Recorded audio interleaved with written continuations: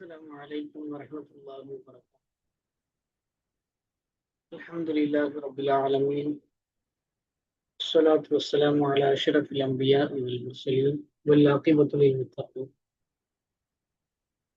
சரிம்மா, இப்போ இந்த கிளாஸ் அரபு தமிழ் வாசிப்பு பயிற்சி. உங்க எல்லாத்துக்குமே குர்ஆன் ஓத தெரியும், அரபில வாசிக்க தெரியும், அப்படித்தானே? அப்போ இப்ப நான் எழுதுறேன், இது என்னன்னு வாசிங்க. ஆ பா இன், அவன், அப்படித்தானே வாசிப்போம். நா இன், நான். இவ்வளவுதான் அரபு தமிழ். நான் ஏற்கனவே உங்களுக்கு சொல்லி கொடுத்திருக்கிறேன். அதாவது அரபு தமிழ் என்றால் எழுத்து அரபியில் இருக்கு, படித்தால் தமிழில் இருக்கு. சில அரபு தமிழ் வார்த்தைகள் அப்படின்னு சொல்லி பழைய தமிழ் வார்த்தைகள் கலந்திருக்கும், முஸ்லிம்களுடைய புழக்கத்தில் உள்ள வார்த்தைகள் கலந்திருக்கும். இவ்வளவுதான். இப்ப உதாரணத்துக்கு இது எப்படி வாசிப்பீங்க? ஆ. இது எப்படி வாசிப்பீங்க? இ. ஆ தமிழ் எப்படி எழுதுவோம்? ஆ. இதான் ஆ, தெரியும் தானே? இ எப்படி எழுதுவோம்? இ. ஊ தமிழ் எப்படி எழுதுவோம்? அரபில் எப்படி எழுதுவோம்? ஊ, அலிஃப் பேஷ் ஊ. இப்ப இங்க பாருங்க, இதை வாசிக்க ட்ரை பண்ணுங்க. ஆ மீ, எப்படி? இதானே அம்மி, கரெக்டா? அம்மி. அடுத்து இங்க வாங்க, இதை விட்டுருங்க, இது பிரிச்சு எழுதியிருக்கிறாங்க சின்ன குழந்தைகளுக்கு. நீங்க எல்லாம் பெரியவங்கனால இதை உங்களுக்கு பார்த்தா உங்களுக்கே புரியும். மா, தமிழ் எப்படி வரும்? மா. இது என்னது? வாசிங்க வாசிங்க. அம்மா, கரெக்டா? ஆ இருக்கு, இம்முக்கு ஒரு ஷத்து இருக்குது, அப்புறம் மா இருக்குது. அப்ப எப்படி வரும்? அம்மா. இங்க பாருங்க, இது என்னது? மா மா, சேர்த்தி படிச்சா மாமா, கரெக்டா? அப்போ மா சொல்லுங்க, நான் சொல்றேன் நீங்க சொல்லுங்கன்னா. மா, அம்மா, மாமா, அம்மி, மாமி. அதுதான் உங்களுக்கு கீழே பிராக்டிஸ் கொடுத்துருக்காங்க.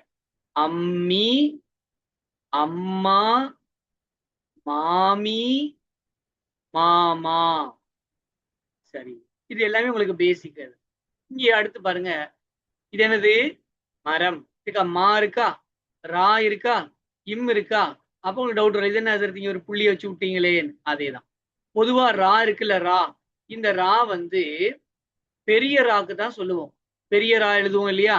அதுக்குத்தான் இந்த ராவை நம்ம யூஸ் பண்றது. இந்த ராவுக்கு கீழே புள்ளி வச்சிருந்தா அது சின்ன ராவுக்கு யூஸ் பண்றது. சரியா? மரம். அப்ப இது என்ன? மரம்க்கு என்ன வரும்? மா ரா, சின்னரா தானே வரும். அப்ப ராவு கீழே புள்ளி வரும். அப்ப ராவுக்கு கீழே புள்ளி வச்சிருந்தா அது சின்ன ரா.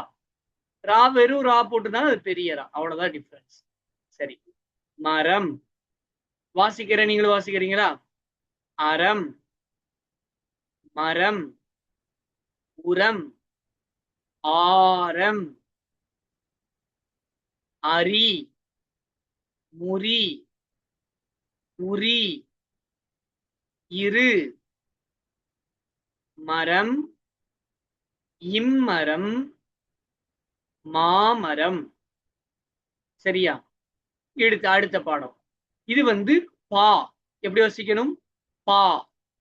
பா இருக்குல்ல, பா கிடையாது. ஏன் பா கிடையாது? இங்க என்ன இருக்குது? ஒரு புள்ளி இருக்கு. பாவு கீழே புள்ளி வச்சு அது என்னது? பா. ஞாபகம் வச்சுக்கோங்க. அப்ப இது என்னது? பா ஜபர், பா ஜபர், பா. சரியா? இது டா. மொத்தமே ஆறு எழுத்துக்கள் தான். நான் உங்களுக்கு தனியா சொல்லி கொடுத்துருக்கிறேன். 6 எழுத்துக்கள் தான் வரும். அதுல ஒண்ணுதான் பா, இன்னொன்னு டா. தால் இருக்குதுல்ல, தால் ஜபர் தா, தால் ஜபர் தா. இது தால் கிடையாது. இது என்னது? இது டால். புள்ளி வச்சனால இது என்ன ஆயிடுச்சு? டால். அப்ப ப ட இம், படம். இங்க எழுதிருக்கா? படம். இங்க நான் வாசிக்கிறேன், நீங்களும் வாசிங்க.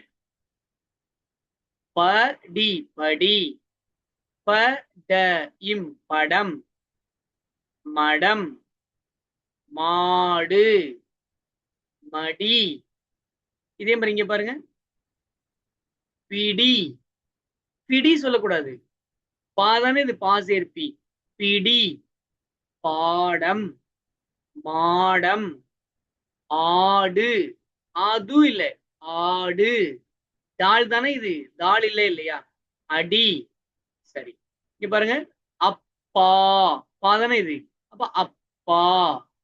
தம்பம் தம் பம். இது ராவா இருந்தா கரெக்டா இருக்கு. என்ன ரம்பமா இருக்கு. ரம்பம்னா கரெக்டான அர்த்தம் கிடைக்கும். டம்பம்னா என்னன்னு எனக்கு தெரியல. சரி. அப்பா பாடம் படி, அம்மா படம் பார். சரியாமா? இன்னொரு உதாரணங்களை பார்த்துருவோம். அதே நான் சொல்லிக் கொடுத்து அதே டா தான் திரும்பி. லாடம். என்ன லாடம் கட்டுறது? லாடம். இங்க பாருங்க. புலி. பாப்பேஷ் பூ இருக்கா? பா கிடையாது, இது பூ. பா இது பாப்பேஷ் பூ. புலி. புல். பள்ளி. குரல். மல்லி. அதே மாதிரி இந்த சைடு பாருங்க. பால். பல். பழம். மலர். பலா. இங்க பாருங்க. பலாமரம். மாட்டுப்பால். சரியா? அப்ப என்ன, நீங்க புது எழுத்துக்களை தெரிஞ்சுக்கணும். என்னென்ன எழுத்துக்கள்? பா இருக்குது, பாக்கிற புள்ளி வச்சா அது பா. டா இருக்குது, டாலிக்கிற புள்ளி வச்சா அது டா. அது மாதிரி ரா கீரை புள்ளி வச்சா அது சின்ன ரா. சரிம்மா? அடுத்து அதேதான் வரும். தட்டம். என்னது? தட்டம். இது வாசிப்போமா? அது. இங்க பிரிச்சிருக்காங்க, சேர்த்தி எழுதிருக்காங்க, சேர்த்தி வாசிப்போம். அது பெரிய பிள்ளைங்க தானே, புரிஞ்சுக்குவீங்க. தலம். முத்து. தருமம். அத்தா. இது. மதம். பத்து. தட்டம். மதுரம். அத்தா. இது. தட்டம். இசு சொல்லக்கூடாது. தமிழ்ல வந்து சா கிடையாது, அதனால இது தான் தான் பயன்படுத்துவாங்க. இது. அத்தா இது தட்டம். அது தருமம். அதிமதுரம். பத்து முத்து. பத்து முத்து. சரி, இதான் உங்களுக்கு எக்ஸாம்பிள் கொடுத்திருந்தது. இது பாதான சொல்லி கொடுத்திருக்கிறேன். அதே உதாரணங்களா? கப்பல். வாசிப்போமா? குடம். களம். அதிகம். காலம். கப்பல். பக்கம். கடல். கத்தி. காகம். பகரம். காத்து. பதிகம். அம்மா இதுதான் கப்பல். அதிக காத்து மிகுதி காலம். இதெல்லாம் உங்களுக்கு குரான் ஓத தெரிஞ்சனால உங்களுக்கு ரொம்ப எளிமையா தான் இருக்கு. இதுவும் அதே மாதிரி தான் பாருங்க. நகம் இருக்கா? நகம் இங்க போட்டோ இருக்கா? நகம். வாசிப்போமா? இனி. நகம். நான். கணம். மனம். நகரம். பனி. நிலம். நார். மனது. தனது. மன்னர். புலிநகம். மன்னர் நகரம். தனது நிலம். பனி காலம். நாலு பக்கம். உனது மனம்.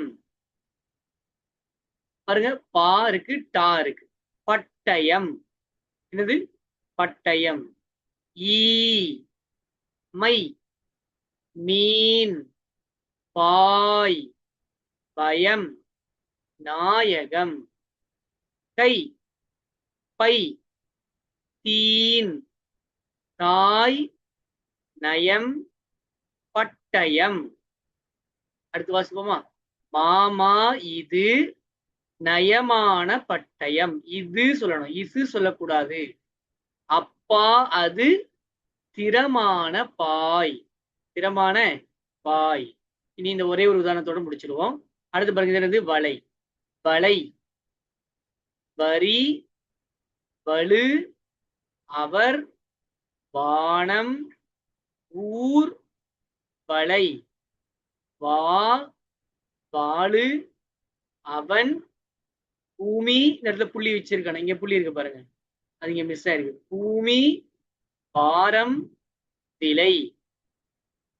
வலை. இப்படித்தான் இருக்கும். இதில் மீன் அகப்படும். இதன் விலை அதிகம்.